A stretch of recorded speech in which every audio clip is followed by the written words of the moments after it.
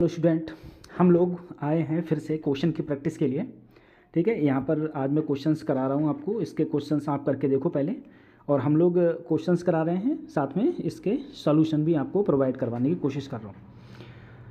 चलो, काफ़ी दिनों बाद आज क्लास हो रही है, और वैसे भी आप वीडियोस को, जो भी स्टूडेंट आपके नीट में जो इस बार एग्ज़ाम दे रहे हैं, उनके लिए वीडियो शेयर भी कर सकते हो, जिससे कि उनकी अच्छी प्रैक्टिस हो पाएगी।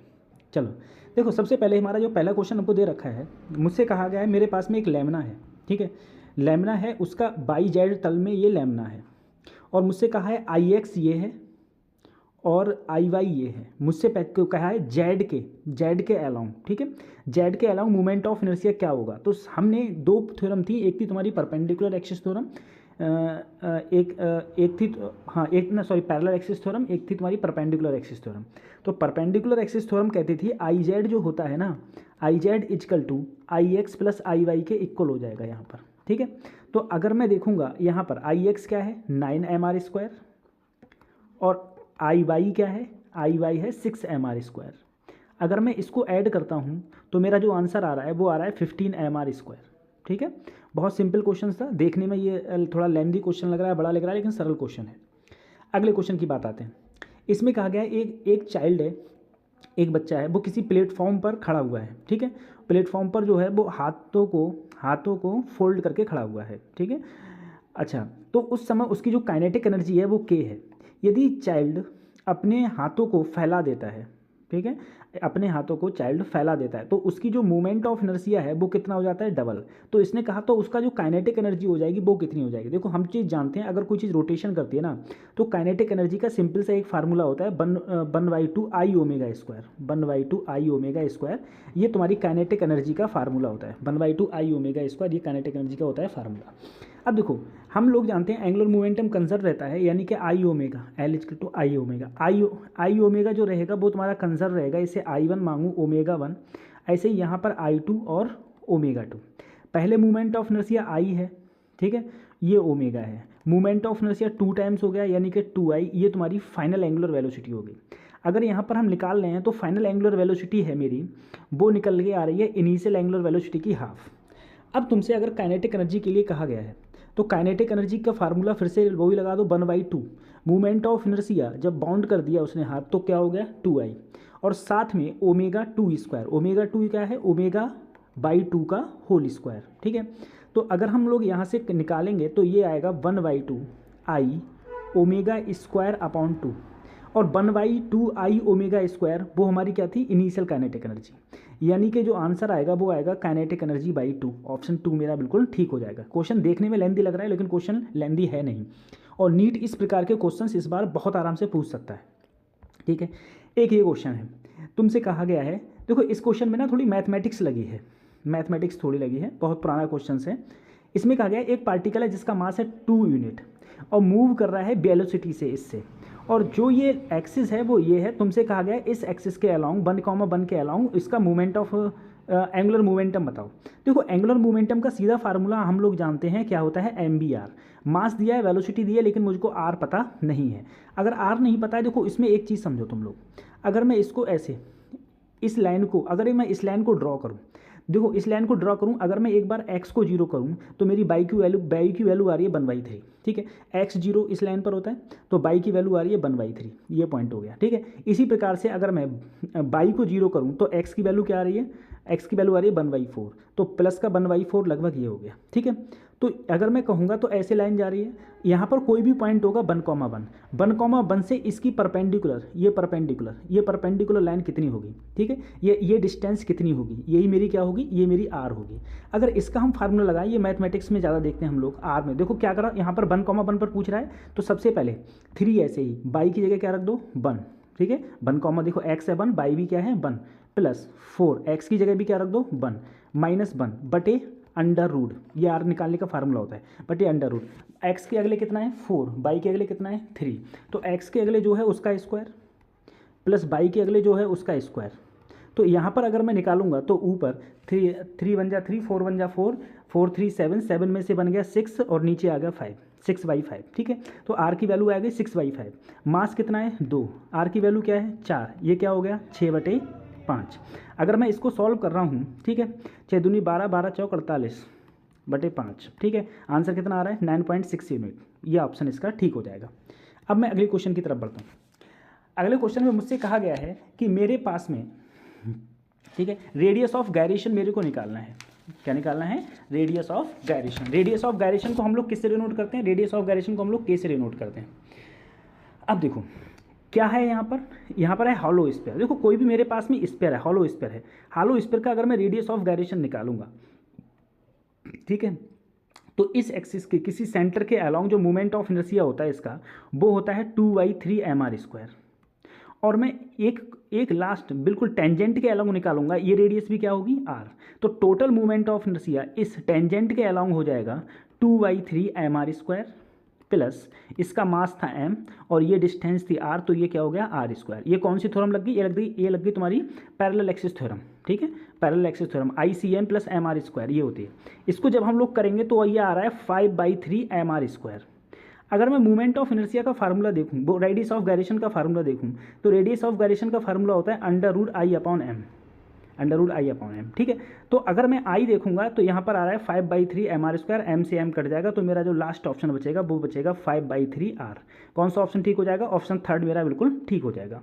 बिल्कुल आराम से क्वेश्चंस कर रहे हैं, अच्छे क्वेश्चन से, ठीक है। अब देखो फिफ्थ क्वेश्चन देखो, क्वेश्चन को देख के डरने को नहीं मांगता है, ठीक है। फिफ्थ क्वेश्चन को देखोगे तुम लोग डर जाओगे, अरे ये तो क्वेश्चन होगा ही नहीं। एक बार क्वेश्चन को अटेम्प्ट करने की कोशिश करो, आपको फार्मूलाज याद हैं, अटेम्प्ट करोगे क्वेश्चन को तो क्वेश्चन बहुत आराम से अटेम्प्ट हो जाता है, ठीक है। ये चीज़ है। देखो एक क्वेश्चन है, इसमें कहा गया है ए रेडियस ऑफ लेंथ रेडियस कितनी है? 50 सेंटीमीटर, ठीक है, एक एंड पर, and it is राइज्ड such that it makes an angle 30 degree from the horizontal, जैसे कि क्वेश्चन में दिखाया गया है। और यहाँ से छोड़, देखो अगर ये यहाँ से छोड़ दिया जाएगा तो इसमें पूछा है जब ये इस हॉरिजॉन्टल से पास होगा तो इसकी जो एंगुलर वेलोसिटी होगी रेडियन पर सेकंड में वो कितनी होगी। देखो इसका जो सेंटर ऑफ मास होगा वो कहाँ होगा? बीच में। ये पूरी क्या है? 50 सेंटीमीटर। ये 50 सेंटीमीटर, तो यहाँ से लेके यहाँ तक का डिस्टेंस, यहाँ तक का डिस्टेंस पूरा क्या है? 50 सेंटीमीटर। तो आधी क्या हो जाएगी? ये 25 सेंटीमीटर, ठीक है। अगर मैं ये वाली हाइट निकालूँ, ये वाली हाइट, ठीक है, ये वाली हाइट, चाहे आप साइन थीटा में रख दो, साइन थीटा क्या हो जाएगा? परपेंडिकुलर अपॉन हाइपोथेनिस, ये परपेंडिकुलर हो जाएगा और हाइपोथेनिस कितनी हो जाएगी? यहाँ से यहाँ तक 25 सेंटीमीटर, ठीक है। तो अगर मैं ये वाली निकालूंगा तो मेरे को ये आ रहा है 12.5 सेंटीमीटर। अगर मैं इसे मीटर में चेंज करूँ तो मेरा आ रहा है 0.125 मीटर में कन्वर्ट होके ये आ जाएगा। ये वाली लेंथ ये आ गई। अब देखो यहाँ पर टोटल मास इस रॉड का यहाँ पर है, और ये रॉड जब नीचे गिरेगी तो अभी यहाँ पर है टोटल मास, तो पोटेंशियल एनर्जी यहाँ पर है, और जब ये यहाँ आ जाएगी तो पोटेंशियल एनर्जी क्या हो जाएगी? 0। और यही पोटेंशियल एनर्जी किस में कन्वर्ट हो जाएगी? काइनेटिक एनर्जी में। तो पोटेंशियल एनर्जी जो मेरे पास में है वो है मेरे पास में mg, और हाइट कितनी हो गई? h 0.125 mgh, ठीक है। अब देखो ये क्या कर रही है? रोटेट कर रही है, और इस पॉइंट के अलाउंग रोटेट कर रही है, तो इसका मोमेंट ऑफ इनर्शिया, वैसे फार्मूला काइनेटिक एनर्जी क्या हो जाएगी? 1/2 I ω², क्योंकि ये रोटेशन कर रही है, ठीक है। और मुझे निकालना क्या है? मुझे ω² निकालना है। अगर मैं यहाँ पर देखूँ mg साथ में 0.125 = 1/2 I, मोमेंट ऑफ इनर्शिया क्या हो जाता है? देखो रॉड का बिल्कुल लास्ट के अलाउंग ml²/3 और साथ में ω²। एक m से m कैंसिल आउट कर दिया। g की वैल्यू वैसे तो 10 होती है। अगर मैं यहाँ से ω² की वैल्यू निकालूँ, ω² की वैल्यू, तो 3 × 6, तो 6g × 0.125, ठीक है। और L² लेंथ कितनी थी? यहाँ पर लेंथ थी 50 सेंटीमीटर। 50 सेंटीमीटर को मीटर में बदलोगे तो 1/2 कर दो, ठीक है। तो 1/2 का स्क्वायर। अगर हम लोग इसको सॉल्व करते हैं, इसको सॉल्व करेंगे, जी को क्या मान लो 10, तो ये हो गया 60, ठीक है। और ये ऊपर पहुँच गया 4, तो 64 जा 240, ठीक है। तो ये हो गया 240 को 0.125 से मल्टीप्लाई करेंगे हम लोग, तो लगभग आंसर कितना आ रहा है? 30, ठीक है। जो हमारा ω² की वैल्यू आई वो 30 आई, तो ओमेगा की वैल्यू क्या आएगी? √30 रेडियन पर सेकेंड। ये हमारा ऑप्शन ठीक हो जाएगा। अगले क्वेश्चन की तरफ बढ़ते हैं। अगले क्वेश्चन में मुझसे कहा गया है the magnitude of A torque, किसी भी पार्टिकल का टॉर्क दे रखा है मेरे को, ठीक है, मास दे रखा है और टॉर्क दे रखा है, ठीक है। इसमें कहा गया फोर्स लगता है 1 न्यूटन का, जो कि डिस्टेंस है ओरिजिन से कितनी है? 5 मीटर। तुमसे एंगल पूछा है, तो सही है भैया, टॉर्क का फार्मूला लगा दो, ठीक है। टाउ बराबर टाउ बराबर क्या होता है आर क्रॉस एफ, ठीक है, या ऐसे हम कहें तो आर एफ साइन थीटा। सब कुछ दिया है मुझे। टॉर्क कितना दिया है मुझे, टॉर्क दिया है 2.5, आर की वैल्यू कितनी दी है 5 मीटर, फोर्स कितना लगा है 1 न्यूटन, और यहाँ पर क्या हो गया साइन थीटा। तो साइन थीटा अगर यहाँ पर निकालूंगा तो साइन थीटा की वैल्यू क्या आ जाएगी 1/2, और 1/2 साइन में किसकी वैल्यू होती है, सबको पता है, साइन π/6 की वैल्यू होती है, ठीक है, π/6, हाँ π/6 की वैल्यू होती है। तो थीटा की वैल्यू क्या आ गई मेरी π/6। ऑप्शन कौन सा ठीक हो जाएगा, ऑप्शन सेकंड बिल्कुल ठीक हो जाएगा। अब अगले क्वेश्चन की बात करते हैं हम लोग। अगले क्वेश्चन में मुझसे कहा गया है the position vector of the centre of mass R centimetre as a symmetric uniform bar of negligible area of cross section as shown in figure, ठीक है। अच्छा देखो ऐसा है, यहाँ पर एक लेंथ मेरे पास में देखो लेंथ है ये है, और यहाँ से यहाँ तक लेंथ कितनी है 2L, ये कितनी है L, और ये कितनी है, ये है तुम्हारी L, ठीक है। तो देखो अगर मैं इसका मास m होगा, इसका मास m होगा, और ये लेंथ 2 टाइम्स है यानी दुगनी है, तो इसका मास क्या होगा 2m होगा, ठीक है। अब देखो अगर मैं क्या करूँ, इसका सेंटर ऑफ मास निकालूँ, इसका सेंटर ऑफ मास इस वाली रॉड का यहाँ तक ये होगा, इसका सेंटर ऑफ मास बीच में होगा, इसका सेंटर ऑफ मास यहाँ होगा। अगर मैं कहूँ कि इसका सेंटर ऑफ मास जो होगा इस वाली रॉड का वो पॉइंट क्या होगा, तो देखो x वाला क्या हो जाएगा, यहाँ से यहाँ तक L हो जाएगा, ठीक है, L हो जाएगा x वाला, ये वाला पॉइंट क्या होगा, ये L होगा और ये भी L होगा, यानी कि L, L होगा, L, L, ठीक है। ये पॉइंट तुम्हारा L, L हो जाएगा। अगर मैं इसकी बात करूं तो ये वाले का x क्या है, x है 2L, ठीक है। तो एक पॉइंट तो हो गया L, L, ठीक है, जो किसका है, जो 2m का है। दूसरा पॉइंट हो गया, दूसरा पॉइंट देखो, इसका पॉइंट देखो, x हो जाएगा L/2, नहीं x हो जाएगा सॉरी 2L, x हो जाएगा 2L, ये लेंथ क्या है यहाँ पर 2L, और बाई क्या हो जाएगा, बाई हो जाएगा L/2, इसका मास कितना है m, ठीक है। अब अगला देखो, अगला पॉइंट मेरा यहाँ पर है, ये पॉइंट क्या हो जाएगा, ये पॉइंट हो जाएगा x वाला हो जाएगा 5L/2, और बाई कितना हो जाएगा 0, बाई कितना हो जाएगा 0, और इसका मास क्या है m।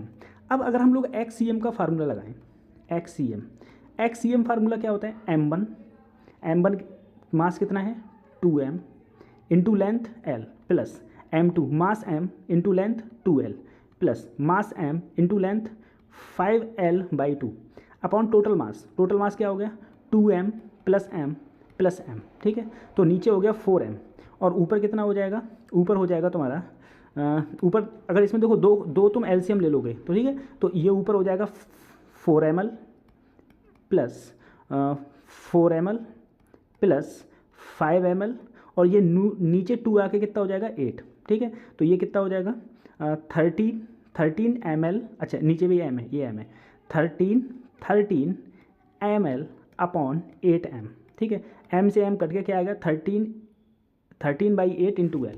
अब 13/8 सिर्फ इसी में दिख रहा है और किसी में दिख नहीं रहा है, तुम 22cm निकालो, तो भैया 22cm का फॉर्म लगा लो, तो 2m into m plus m into L/2 plus m into 0 upon नीचे टोटल मास क्या हो जाएगा 4m। तब तुम्हारा आंसर क्या आएगा, आंसर पहला मेरा बिल्कुल ठीक हो जाएगा।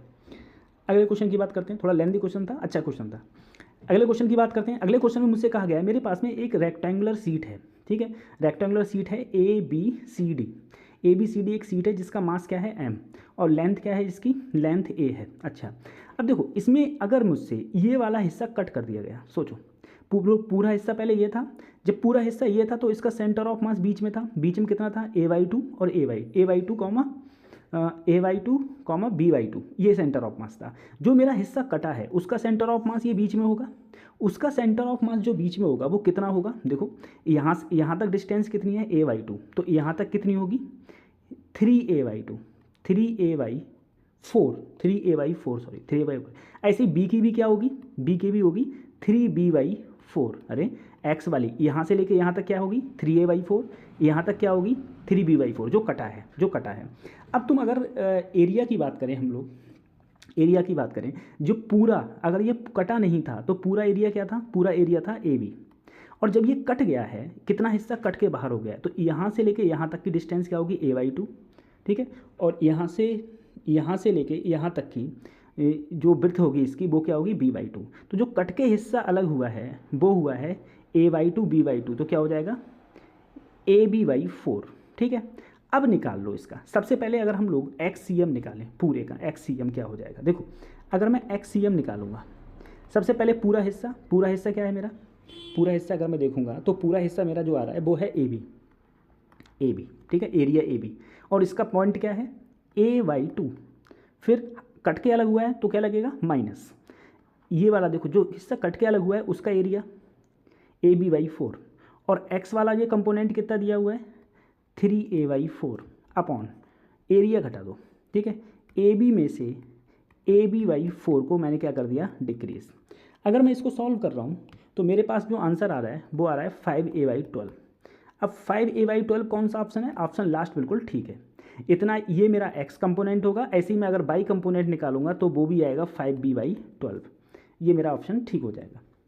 अगले क्वेश्चन की तरफ बढ़ते हैं हम लोग, ठीक है, थोड़ा लेंथी क्वेश्चंस थे ये, अब थोड़ा शायद सिंपल क्वेश्चंस आए। मेरे को दे रखा है time dependent of position of A vector of mass m 4 kg, 4 मास 4 दे रखा है, रेडियस दे रखी है, तुमसे क्या पूछा है angular momentum with respect to the origin. देखो ऐसा है, अगर मुझसे इसमें एंगुलर मोमेंटम पूछा है तो एंगुलर मोमेंटम का अगर हम लोग फार्मूला देखें, एंगुलर मोमेंटम का फार्मूला हो जाएगा L बराबर, अब देखो ये वेक्टर फॉर्म में दे रखा है तो m r×b, ठीक है।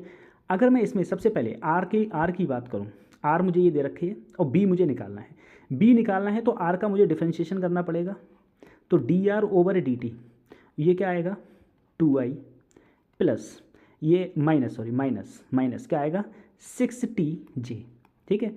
अब ये मेरी क्या है वेलोसिटी, अब देखो एक बार पहले r रखो i/j/k, ठीक है, r रखा, r क्या था मेरा 2t, ये क्या था -3t², k क्या हो गया 0, d अब dr/dt वेलोसिटी कितनी है ये 2, ये कितनी है -6t, और ये क्या हो गया 0।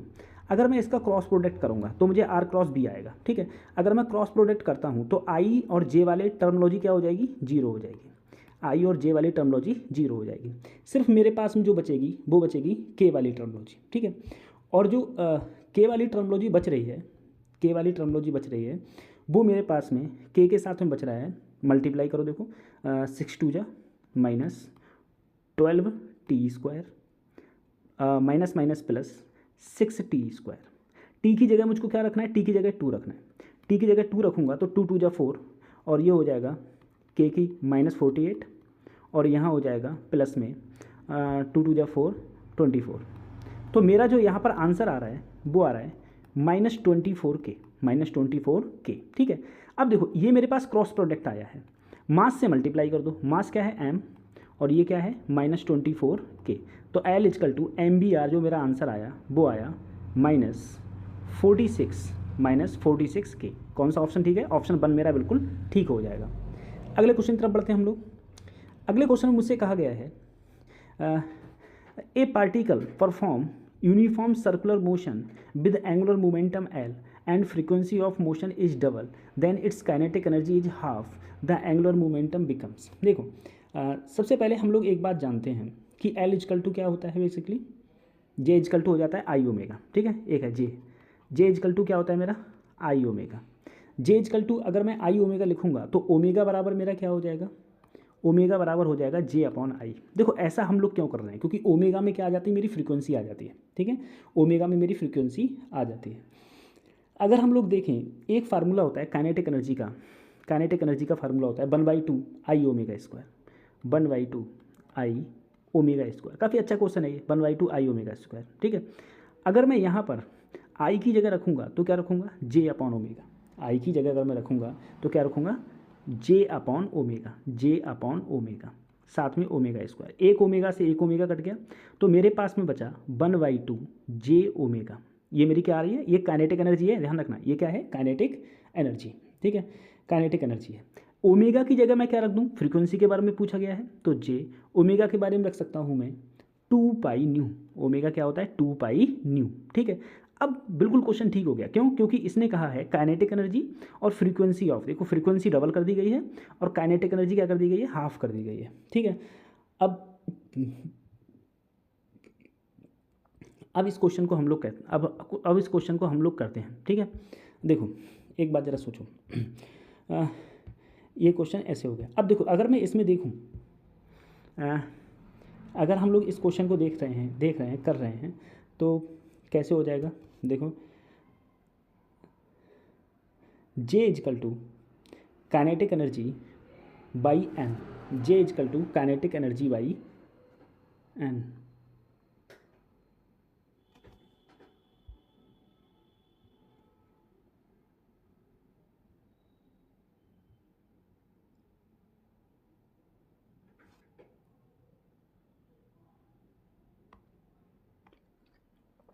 तो भाई अभी थोड़ा दिक्कत हो गई थी, इसलिए 10-20 सेकंड का थोड़ा गैप हो गया था।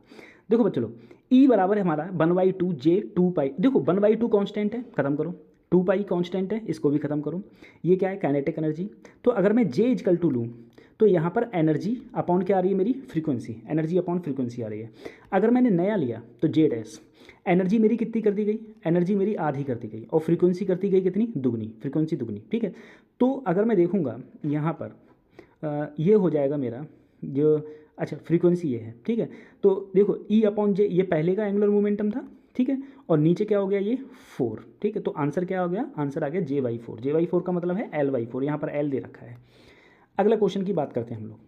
अगले क्वेश्चन में हमसे कहा गया है, बहुत सरल क्वेश्चन है। इस क्वेश्चन में कहा गया है मेरे पास फोर्स दे रखा है, ठीक है, और मेरे पास में क्या दे रखी है, पोजीशन, और मुझसे क्या पूछा है, टॉर्क। अरे बहुत सरल क्वेश्चन है। देखो अगर मैं दिखाऊं तो सर जी हम लोग क्वेश्चन को अगर करें तो टॉर्क इजकल टू क्या होता है, R cross F, R cross F. R क्या है मेरा, तो सबसे पहले दे आई, फिर जे, और फिर के, क्रॉस ऐसी तो करते हैं।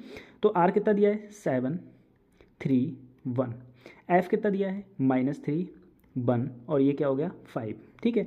अगर हम इसका क्रॉस प्रोडक्ट करते हैं, सबसे पहले हम लोग आई को पकड़ें, आई को पकड़ा तो 15 हो जाएगा ये, ठीक है, -1। अब हम जे को पकड़ें, जे को पकड़ें तो 35 + 3, ठीक है, 35 + 3। अब हम लोग के को पकड़ें, के को हमने पकड़ा तो -9 -7, ठीक है, -9, एक मिनट, 3 3 जा 9, माइनस में, ठीक है, माइनस का 9, 3 3 जा 9, 7 बन जा 7, ठीक है। तो ये जो आ रहा है ये निकल के, तो ये निकल के आ रहा है 14i, सॉरी 7 बन जा 7, 7 बन जा 7, ये भी, और ये प्लस, दोनों प्लस के हो जाएंगे, ठीक है। तो यहाँ पर ये थोड़ा गलती, पहले इसकी मल्टीप्लाई होगी फिर इसकी मल्टीप्लाई होगी के में। तो ऑप्शन कौन सा निकल के आ रहा है, ऑप्शन सेकंड मेरा निकल के आ रहा है, ऑप्शन सेकंड बिल्कुल ठीक हो जाएगा। अगले क्वेश्चन की तरफ बढ़ते हैं। मुझसे कहा गया है ये वायर है जिसका मास है m, लेंथ है l, और उसे बेंड कर दिया गया। देखो एक वायर है उसे बेंड कर दिया गया, जिसकी पहले लेंथ क्या थी l, तो अब रेडियस क्या हो जाएगी, देखो ये पूरी है सर्कमफ्रेंस, तो सर्कमफ्रेंस यानी कि 2πr किसके बराबर है, l के। तो जो r की वैल्यू है वो किसके बराबर होगी, r की वैल्यू होगी l/2π के, ठीक है। अब तुमसे कहा गया है कि इसका मूवमेंट ऑफ इनर्शिया सेंटर के अलोंग मूवमेंट ऑफ इनर्शिया का फार्मूला होता है mr², ठीक है, किसी भी रिंग का सेंटर के अलोंग mr², m ऐसे ही r का स्क्वायर करोगे तो l² अपॉन यहाँ पर क्या हो जाएगा 4π²। कौन सा आंसर हो जाएगा सही, ऑप्शन थर्ड मेरा बिल्कुल ठीक हो जाएगा। अगले क्वेश्चन की तरफ बढ़ते हैं हम लोग। अगले क्वेश्चन में है हमसे, देखो यहाँ पर मैच द कॉलम है, ठीक है, और ये मेरा है इलेक्ट्रोमैग्नेटिक वेव का क्वेश्चन है, ठीक है, माइक्रोवेव है, जैसे माइक्रोवेव का काम कहाँ पर है, माइक्रोवेव का कार्य कहाँ पर होता है, इसके बारे में देखो। तो माइक्रोवेव का काम कहाँ पर है, माइक्रोवेव होती है एयरक्राफ्ट नेविगेशन के लिए माइक्रोवेव का काम होता है। तो पहले का कौन सा है, चौथा। यूबी इसमें किसके लिए है, यूबी रेज, कहते हैं ना कि यूबी रेज पड़वा लो आँखों पे, ठीक है, तो ये आँखों के लिए है, सर्जरी के लिए इसका यूज़ होता है, ये थर्ड हो गया। इंफ्रारेड वेव किस में हो जाता है, इसमें ये फिजियोथेरेपी में इंफ्रारेड, जिससे कि सिकाई उकाई होती है, ठीक है। कैंसर के लिए वैसे तो गामा रेज भी होती हैं, और एक्सरे इसमें तो कोई नहीं है, तो एक्सरे भी ट्रीटमेंट में कैंसर में यूज़ हो जाती हैं, यानी कि एक ऑप्शन है सेकंड ऑप्शन। तो इसके हिसाब से कौन सा ऑप्शन ठीक बैठ रहा है, इसके हिसाब से फोर्थ ऑप्शन बिल्कुल ठीक बैठ रहा है। ये सब हमें पता होनी चाहिए, और नीट में एक क्वेश्चन इस तरह का आ रहा है, इस बार आ रहा है क्वेश्चन 100% आ रहा है, ठीक है। अब देखो, when A torque acting upon A system is 0, which of the following is constant, ठीक है। तो इसमें से क्या कांस्टेंट रहता है, सीधी सी बात है भाई, अगर टॉर्क 0 होगा तो कौन सा होगा, एंगुलर मोमेंटम क्या हो जाता है तुम्हारा, कांस्टेंट हो जाता है, ठीक है, एंगुलर मोमेंटम कांस्टेंट हो जाता है। अगले क्वेश्चन में मुझसे कहा गया है कि मेरे पास में 3 रिंग्स, हर एक का मास 2m है, रेडियस r है, शो की गई फिगर में। आपको इसके अलावा मोमेंट ऑफ इनर्शिया बताना है। देखो इस क्वेश्चन को देखो, घबराना नहीं है बिल्कुल भी। सबसे पहले तुम लोग ये देखो कि अगर मैं मोमेंट ऑफ इनर्शिया की बात करूँ, देखो इसका रिंग का डायमीटर के अलावा मोमेंट ऑफ इनर्शिया होता है 1/2 mr²। ठीक है, सेंटर के अलावा mr² होता है, लेकिन डायमीटर के अलावा 1/2 mr² होता है। ठीक है, 1/2 mr² होता है, सही। अगर मैं इसकी बात करूँ, इसका अगर मैं सेंटर के अलावा मोमेंट ऑफ इनर्शिया देखूँ, ठीक है, सेंटर के अलावा, ठीक है, वैसे इसके अलावा क्या हो जाएगा, देखो डायमीटर के अलावा होगा इसका 1/2 mr², लेकिन ये डिस्टेंस क्या है, r, ये डिस्टेंस क्या है, r। तो इसके अलावा, इस टेंजेंट के अलावा जो इसका मोमेंट ऑफ इनर्शिया हो जाएगा एक गोले का, वो हो जाएगा सेंटर के अलावा mr² प्लस ये वाली डिस्टेंस क्या है, r, यानी कि mr²। तो टोटल आंसर कितना आएगा मेरा, टोटल मेरा आंसर आएगा इसका टोटल आंसर मेरा आ रहा है इसका 3/2 mr²। अब देखो इसका भी 3/2 mr², तो इसका भी क्या होगा 3/2 mr², और इसका क्या है 1/2 mr²। सबको ऐड कर दो तो 3/2 mr² 2 बार है, तो 2 गुणा 3/2 mr², ठीक है, प्लस 1/2 mr², ठीक है, mr²। अब जो यहाँ पर मेरा जो आंसर आ रहा है वो आ रहा है 7/2 mr²। अब फटाफट बच्चे देखेंगे, ये निकालेंगे और क्वेश्चन को हल कर देंगे और लगा देंगे फोर्थ ऑप्शन। लेकिन देखो यहाँ पर एक चीज़ दे रखी है, मास है ना वो 2m है, लेकिन हमने हर जगह मास क्या लिया है, m। तो मास को यहाँ पर 2 टाइम्स करना पड़ेगा, ठीक है। तो लास्ट में हम अगर 2 टाइम्स कर दें तो 2 से 2 कट गया, तो आंसर क्या आ गया 7 mr²। आंसर इसका बिल्कुल करेक्ट है। अगले क्वेश्चन की तरफ बढ़ते हैं हम लोग। अगले क्वेश्चन में मुझसे कहा गया है, when a player sitting on a rotating platform with his arm stretched, ठीक है, suddenly lower the hand as, suddenly lowers the hand as, ठीक है। अच्छा, पहले तो वो हाथ फैलाकर बैठता है, एकदम से वो हाथ को क्या कर लेता है, एकदम से वो हाथ को खींच लेता है, ठीक है, एकदम से वो हाथ को खींच लेता है। कोई भी बंदा है वो किसी प्लेटफॉर्म पर बैठा हुआ है, ठीक है, और वो प्लेटफॉर्म क्या कर रहा है, रोटेट कर रहा है। तो क्या हो जाएगा, तो देखो जो एंगुलर मोमेंटम हो जाएगा ना, जो मोमेंट ऑफ इनर्शिया होगा वो उसका क्या हो जाएगा, एकदम से डिक्रीज हो जाएगा। थर्ड ऑप्शन बिल्कुल ठीक हो जाएगा, सही है। अगले क्वेश्चन की तरफ बढ़ते हैं हम लोग। अगले क्वेश्चन मुझसे कहा गया है, the angular velocity of a body change from ω1 to ω2 without applying torque. कोई भी टॉर्क नहीं लग रहा है, ठीक है। तुमसे क्या पूछा है, ratio of radius of gyration तुम्हारा क्या होगा, ठीक है।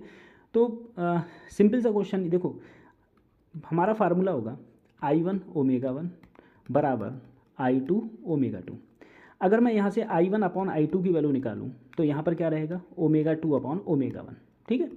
अब देखो यहाँ पर I क्या होता है हमारा, मोमेंट ऑफ इनर्शिया होता है mr², ठीक है। मास तो तुम्हारा सेम रहेगा, आगे जो भी वैल्यू होगी वो सब दोनों की सेम होगी ऊपर नीचे। तो यहाँ पर mr², अगर मैं mr² मानूँ तो mr² mr1² upon mr2², m से m तो कैंसिल आउट ही हो जाएगा, तो ये बचेगा ω2 अपॉन ω1। तो यहाँ पर जो r1 अपॉन r2 की वैल्यू आ रही है वो आ रही है √ω2 अपॉन ω1, ठीक है। तो कौन सा सही हो जाएगा, ऑप्शन थर्ड बिल्कुल ठीक हो जाएगा। अगले क्वेश्चन की बात करते हैं हम लोग। अगले क्वेश्चन में मुझसे कहा गया है, देखो बहुत अच्छा क्वेश्चन है, XZ प्लेन IX दे रखा है, IY दे रखा है, और तुमसे क्या पूछा है। अब देखो यहाँ पर कौन सा XZ, कौन सा है, यहाँ पर दे रखा है XZ। इसमें बहुत बड़ा कन्फ्यूजन हो जाता है, ठीक है। तो यहाँ पर अगर तुमसे XZ दे रखा है, इसका मतलब है कि IX प्लस IZ की वैल्यू किसके बराबर होगी, I/y के। अगर यहाँ पर YZ दे रखा होता, ठीक है, या फिर यहाँ पर XY प्लेन दे रखा होता तो IX प्लस IY बराबर IZ होता, ठीक है। यहाँ पर XZ दे रखा है, यानी कि IX प्लस IZ तीसरे के बराबर किसके बराबर होगी, IY के बराबर होगी। तो अगर हम यहाँ से IZ की वैल्यू निकालें तो IZ क्या आ जाएगी, IZ आएगा IY माइनस IX। तो IY क्या है मेरा 4mr²। ये बहुत गलती हो गई, बहुत माइनर क्वेश्चन है और बहुत सरल क्वेश्चन है, और क्वेश्चन में बच्चे गलती बहुत ज़्यादा कर देते हैं इस क्वेश्चन को लेके। तो आंसर क्या हो जाएगा 3mr², इसका आंसर हो जाएगा। अगले क्वेश्चन की तरफ बढ़ते हैं। अगले क्वेश्चन में मुझसे कहा गया है, एक मेटल की रिंग है, ठीक है, एक मेटल की रिंग है horizontally and bar magnet is dropped. अच्छा, एक मेटल की रिंग है, ऐसा देखो कोई मेटल की रिंग है और नीचे तुम्हारी बार मैग्नेट है। अगर इस बार मैग्नेट पर छोड़ा जाता है तो लेंज के नियम के अनुसार इसके अंदर क्या फ्लो हो जाएगा, करंट, और जो करंट फ्लो होगा तो इसके अंदर पोल हो जाएंगे, और वो जो पोल होंगे नॉर्थ और साउथ, अगर इधर नॉर्थ है तो इधर भी क्या जनरेट हो जाएगा, नॉर्थ, और दूसरी साइड में साउथ, वो एक दूसरे को क्या करेंगे, रिपेल करेंगे, जिससे कि अगर ये गिरना तो चाहिए था जी से, लेकिन फिर ये एक फोर्स ऊपर की ओर लगने लगेगा, जिसकी वजह से इसकी वेलोसिटी कम हो जाएगी, ठीक है, या एक्सेलरेशन कम हो जाएगा। तो एक्सेलरेशन क्या हो जाएगा, एक्सेलरेशन लेस देन जी हो जाएगा। हम लोग लेंस लॉ में, लेंस लॉ के ट्वेल्थ में जो लेंस लॉ है उसमें ये चीज़ पढ़ते हैं। अगला क्वेश्चन है 20 में क्या गया, फैराडे लॉ कौन से कंजर्वेशन पर है, तो एनर्जी, फैराडे किस पे डिपेंड करता है, एनर्जी कंजर्वेशन पर ये डिपेंड करता है, ठीक है। अगला क्वेश्चन है total charge induced in the conducting loop when it is move in magnetic field depends on, ठीक है। तो ये किस पर डिपेंड करता है, देखो हम लोग एक फार्मूला जानते हैं, Q इजिकल टू मेरा क्या होता है, integration I into D T, ठीक है, I is equal to D Q upon D T भी हम लोग लिख सकते हैं, ठीक है। अब देखो ये मेरा फार्मूला होता है, अगर हम लोग इसमें देखें इंटीग्रेशन में, तो I को अगर हम लोग लिखना चाहें तो हम लोग लिख सकते हैं D phi over D T, ठीक है, या I बराबर ई अपॉन आर साथ में डी टी, ये हो गया, सही है। अब देखो यहाँ पर 1/r तो बाहर ले लो, अगर हम लोग इसको लिखना चाहें तो इसको लिख सकते हैं D phi over D T, और साथ में इधर क्या पहुँच गया तुम्हारा डी टी, ठीक है। तो डी टी से डी टी तुम्हारा कैंसिल आउट हो जाएगा, ठीक है। तो ये बेसिकली किस पर डिपेंड करेगा, ये जो डिपेंड कर रहा है वो डिपेंड कर रहा है सिर्फ तुम्हारा total change in magnetic flux पर। तो चार्ज होगा, टोटल चार्ज होगा, वो किस पर डिपेंड कर रहा है, देखो डी टी से डी टी कट गया, तो चेंज इन मैग्नेटिक फ्लक्स पर डिपेंड कर रहा है, ठीक है, रेट पर नहीं। अगर नीचे टी होता तब रेट पर डिपेंड करता, अदरवाइज अभी ये रेट पर डिपेंड नहीं कर रहा होगा। अगला क्वेश्चन एडी करंट के बारे में, ठीक है। एडी करंट तो 12th में भी बहुत इंपॉर्टेंट है, और एडी करंट से बहुत ज़्यादा क्वेश्चन पूछे जाते हैं। तो एडी करंट जो है वो क्या है, अगर किसी मैग्नेटिक कोई भी मैटेरियल में अगर कोई मैग्नेटिक फील्ड वेरी होगा, ठीक है, तब तुम्हारा एडी करंट प्रोड्यूस होता है। बहुत सरल है, ये क्वेश्चन होगा इसका। अगला क्वेश्चन देखो, एन इंडक्टर में स्टोर एनर्जी इन, जो भी इंडक्टर होगा वो एनर्जी स्टोर करता है, ठीक है, इट्स मैग्नेटिक फील्ड के कारण वो एनर्जी को स्टोर करता है, ठीक है। अगली वीडियो में हम लोग बहुत जल्दी मिलते हैं, तब तक आप और क्वेश्चन लगाने की कोशिश कीजिएगा, ठीक है। धन्यवाद, थैंक यू।